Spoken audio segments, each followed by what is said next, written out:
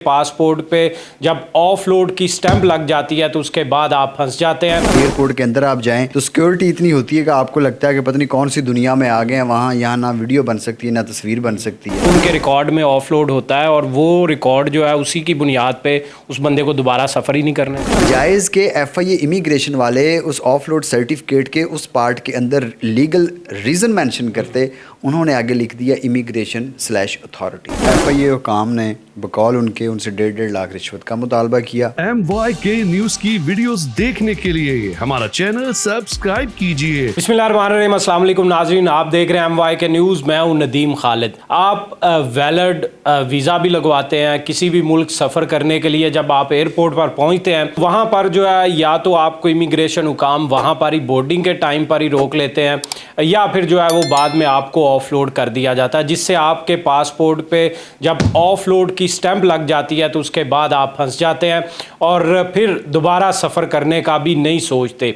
एक ऐसा ही वाक़या लाहौर एयरपोर्ट पर भी पेश आया जहां पर 2 नौजवान जो कि मलेशिया जाना चाहते थे, उनको इसी तरह ही बोर्डिंग जब से आगे गए और वेटिंग लाउंज में वो बैठे हुए थे और उसके बाद जब उन्होंने जहाज़ में बैठ के सफ़र करना था तो उस वक्त उनको FIA हुकाम की जानिब से रिश्वत मांगी गई उनसे कि रिश्वत दें तो इस सूरत में वो जा सकते हैं, वरना वो ऑफलोड कर दिए जाएंगे। और उसके बाद वो ऑफलोड कर भी दिए गए। उसके बाद हाई कोर्ट ने एक बड़ा ही अहम फ़ैसला इस पर पेश किया है। जो ऑर्डर हुआ है उसमें ये जो लोग जो ऑफलोड हुए हैं उनके लिए भी एक बहुत बड़ा रिलीफ है, क्योंकि उनको समझ नहीं आती थी कि इसके बाद अब वो करें तो करें क्या। हमारे साथ सीनियर एडवोकेट अली चंगेज़ी साहब मौजूद हैं जो कि लॉयर थे उन 2 नौजवानों के। इनसे जानते हैं कि ये सारा वाक़या कैसे पेश आया और क्या हुआ और हाई कोर्ट के क्या आर्डर इस पर आए। अस्सलाम वालेकुम। जी वालेकुम अस्सलाम।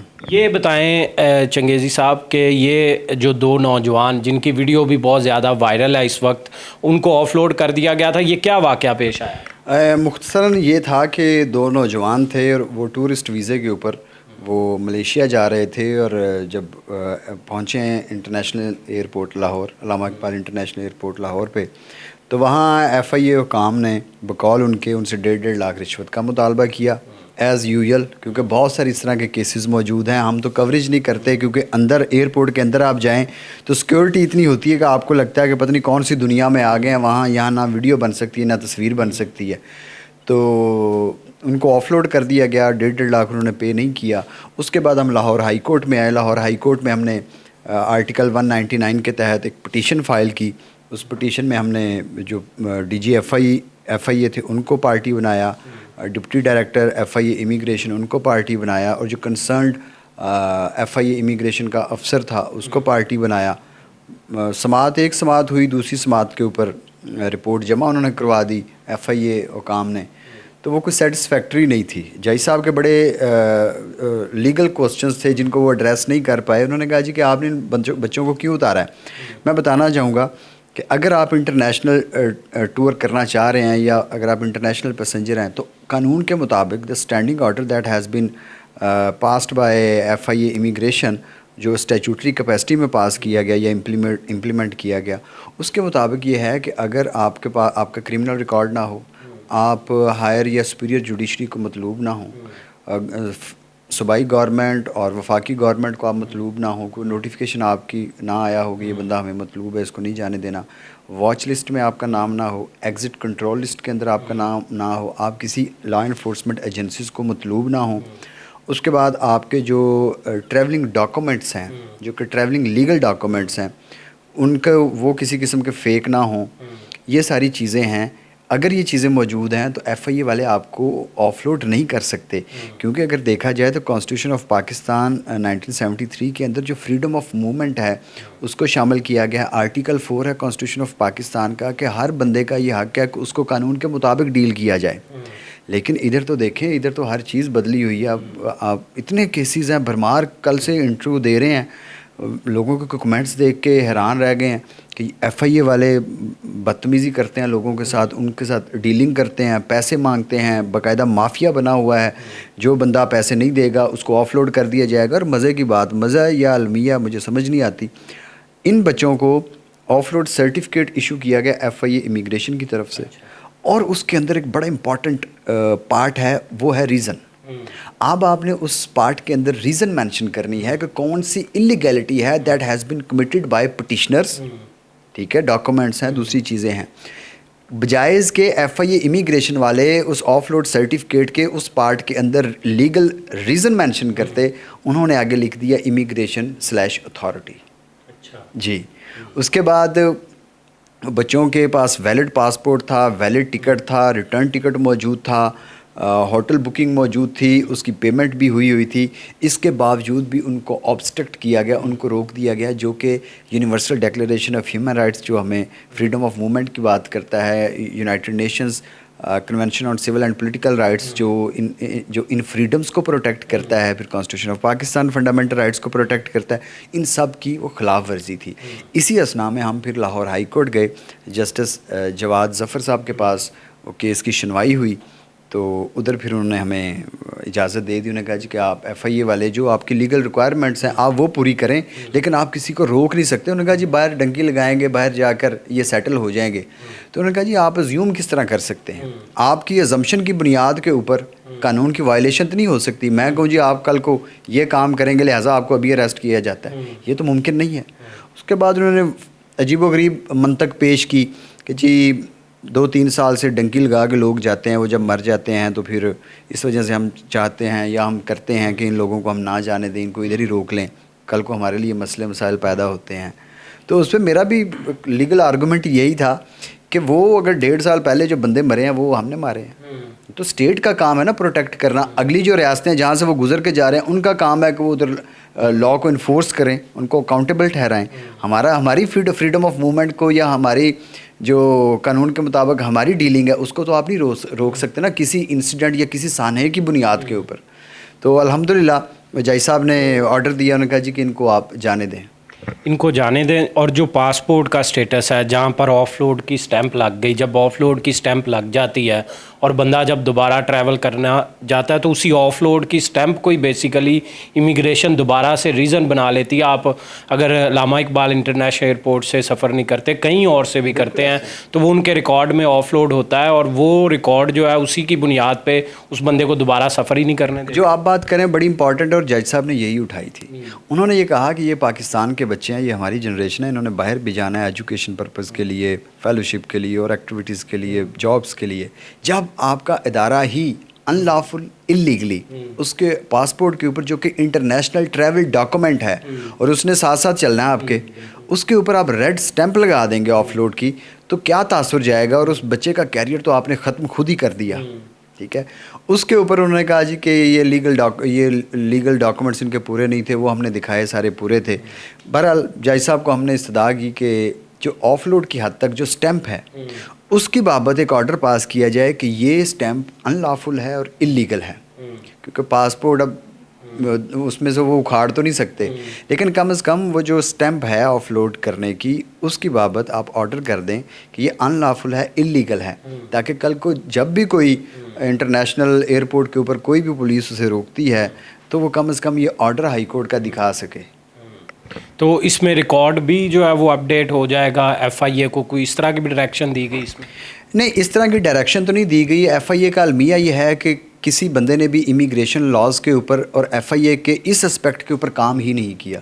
آپ بھی دیکھ رہے ہیں, آپ کا بھی میڈیا کے ساتھ تعلق ہے, یہ اپنی نوعیت کا عجیب و غریب کیس ہے جو ہم پٹیشن میں لے کے گئے ہیں اور ہمیں ریلیف ملا ہے.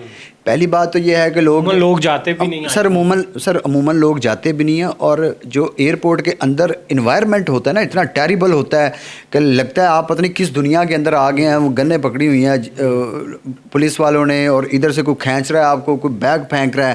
بس انٹرنیشنل سٹینڈرڈس کے مطابق تو ہمارے ایئرپورٹس ہیں نہیں, ہے نا. تو اب یہی وجہ ہے کہ اب دیکھیں کہ امیگریشن والے وہ لوگوں سے پیسے مانگتے ہیں. یہی جو جنید نامی شخص ہے, یہ آفیسر تھا ادھر ایف آئی امیگریشن کا, کومنٹس میں دیکھیں لوگ اس کے خلاف کہہ رہے ہیں کہ اس نے ہمیں ماؤں بہنوں کی گالیاں دی ہیں جب ہم کبھی گئے تھے, ہم سے پیسوں کا مطالبہ کیا ہے. ہمیں آج نوٹس میں آیا کہ ڈی جی ایف آئی اے کا ہم شکر گزار ہیں, دیر آئے درست آئے, کہ پتہ چلا ہے جی کہ انہوں نے انکوائری ہیلڈ کر دی ہے اس مدعے کے اوپر. اور وہ جو بچہ تھا جو میرا کلائنٹ تھا پٹیشنر, اس کو کال بھی آ گیا کہ آپ انویسٹیگیشن کا حصہ بنیں. تو وہ میں نے انہیں کہا جی کہ آپ کا کام نہیں ہے انویسٹیگیشن کا حصہ بننا, آپ نے تو کوئی درخواست دی نہیں ہے. تو دوسرا کمپلائنس کریں لاہور ہائی کورٹ کے آرڈر کی کہ انہوں نے کہا کہ ان کو باہر جانے دو, تو آپ باہر جانے دیں, آپ انکوائری کیوں کنڈکٹ کر رہے ہیں؟ آپ اس کے ڈسپلنری ایکشن لینا تو آپ لیں, بہت سارے لوگ ہیں ان کے خلاف آپ لیں جو ایف آئی اے کے اندر کالی بھیڑیں موجود ہیں, عوام سے پیسے لیتے ہیں, عوام کے فنڈامنٹل رائٹس کی پروٹیکشن نہیں کرتے, اور جو کانسٹیٹیوشنل رائٹس جو پروٹیکٹڈ ہیں بجائے اس کے کتاب کی طرف دیکھیں, کتاب سے, قانون کی کتاب سے ایف آئی اے والے رہنمائی لیں. وہ جو لوگ آتے ہیں, جو انٹرنیشنل پیسنجرز آتے ہیں, اس کی جیب کی طرف دیکھتے ہیں تاکہ ادھر سے کوئی مال ملے اور ہم جو ہے نا ان کو باہر جانے دیں, ان کی قسمت کا فیصلہ. یہ یہاں تک ہو چکا ہوا ہے, یہ لوگوں کو اس حد تک خوف ہے. میں آپ کو بتاتا ہوں کہ عمرہ کرنے جو 40 سال سے کم عمر, جن کی عمر کم ہے, وہ بھی اگر ٹریول کرنا چاہتے ہیں ان کو بھی اجازت نہیں عمرہ کرنے کی بھی. اس وقت حالات یہ ہیں ایئرپورٹ. اے میری گلے زمیں تجھے چاہ تھی ایک کتاب کی, اے میری گلے زمیں تجھے چاہ تھی ایک کتاب کی, اہل کتاب نے مگر کیا تیرا حال کر دیا. یہ ایف آئی اے والے تھے, ان کا کام تھا کہ یہ عوام کے ساتھ اس طرح کی آشنائی ڈیولپ ہوتی, اس طرح کی دوستی ڈیولپ ہوتی کہ لوگ اپنے اداروں سے محبت کرتے. لیکن یہ دیکھیں نفرتیں تو یہ خود بو رہے ہیں. اس کے بعد دیکھیں انٹرنیشنل لیول کے اوپر بہت ساری چیزیں میٹر کر رہی ہوتی ہیں. ہم پاکستان کے اندر ہمارا لینس آف تھنکنگ ایک اور ہے. سسٹینیبل ڈیولپمنٹ گولز کی میٹنگ ہونے جا رہی ہے 2030 میں. پاکستان یو این او کا ممبر اسٹیٹ ہے, اور پاکستان کو جتنے بھی سسٹینیبل ڈیولپمنٹ گولز ہیں ان کی میٹنگ کے جو پروگرس رپورٹ ہے وہ 2030 میں جمع کروانی ہے. اب جو بندہ بھی رشوت لے رہا ہے, اپنے ڈپارٹمنٹ پولیس والا ہے, جو بھی وہ کر رہے ہیں, ضمنیاں چینج کر رہے ہیں, انویسٹیگیشن فائنڈنگز کو ٹیمپر کر رہے ہیں, چینج کر رہے ہیں, رشوت لے رہے ہیں, یہ سسٹینیبل ڈیولپمنٹ گول ہے, وہ انسٹیٹیوشنل اسٹیبلٹی کی بات کرتا ہے. اب مجھے یہ سمجھ نہیں آتی کہ جب اس طرح کی انفرادی حرکتیں کرتے ہیں, اپنا بینک بیلنس انکریز کرنے کے لیے یا اپنی ضروریات زندگی پورا کرنے کے لیے رشوت لیتے ہیں. ایک بندہ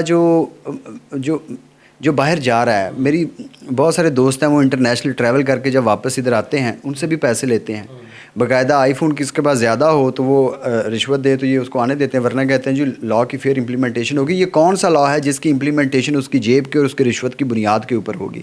تو پاکستان جب 2030 میں ایز اے اسٹیٹ جب جائے گا سسٹینیبل ڈیولپمنٹ گول کے اوپر اپنی سبمیشنز جمع کروانے, رپورٹس جمع کروانے, تو پاکستان کا امیج کتنا خراب ہوگا یہ آپ اس کا اندازہ نہیں لگا سکتے. اور کن پابندیوں کا سامنا کرنا پڑے گا. آبزرویشنز کی صورت میں جو انٹرنیشنل آرگنائزیشنز وہ کیا رپورٹ پبلش کریں گی ہیومن رائٹس کے کانٹیکسٹ میں, اس کا اندازہ ایک اے ایس آئی لیول کا بندہ, ایک ڈی ایس پی لیول کا بندہ نہیں لگا سکتا, یا ایک ڈائریکٹر لیول کا بندہ نہیں لگا سکتا. آخری سوال کا جواب دیں کہ یہ جو ہیومن ٹریفکنگ ہے, یہ تو کافی سارے اس طرح کے ایکسپیریمنٹس ہو چکے ہیں جس میں یہ چیز سامنے آئی ہے کہ لوگ یہاں سے ایک ملک فلائی کرتے ہیں, وہاں سے کوئی اور کسی اور ملک کا ویزا لیتے ہیں اور آگے فلائی کر جاتے ہیں اور آگے ڈنکی لگا لیتے ہیں.